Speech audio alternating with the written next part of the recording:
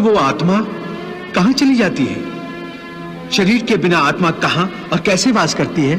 पुराना शरीर छोड़ने के बाद आत्मा नए शरीर में वास करती है। किसी शिशु के शरीर में चेतना रूप होकर आ जाती है, फिर वही चक्र शुरू हो जाता है। फिर वही जन्मना, रेंगना, उठकर चलना, फिर लड़खड़ाना और गिर जाना। ये सब शरीर के कौतुक हैं। इतनी बात समझ लोगे तो ना तुम्हें किसी के मरने का शोक होगा और ना तुम्हें मृत्यु का भय होगा।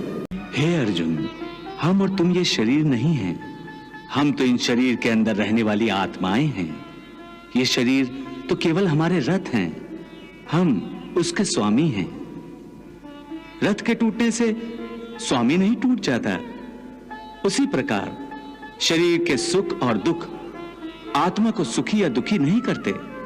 यदि हम आत्मा हैं, तो फिर ये सुख दुख का आभास हमारी आत्मा को क्यों होता है? ये सुख दुख का आभास आत्मा को नहीं होता, केवल शरीर को होता है। तो फिर आत्मा को क्या होता है? आत्मा को कुछ नहीं होता, क्योंकि ये होना न होना, सुख दुख, सर्दी गर्मी, ये सब प्रकृति के नियम हैं।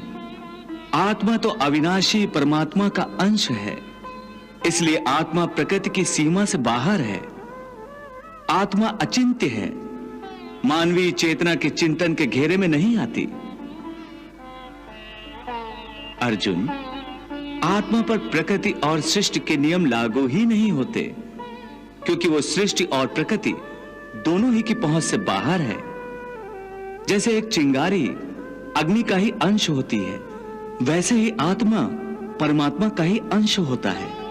इसलिए वो नित्य, अजन्मा, सनातन और सर्वव्यापी है, स्थिर रहने वाला और अचल है।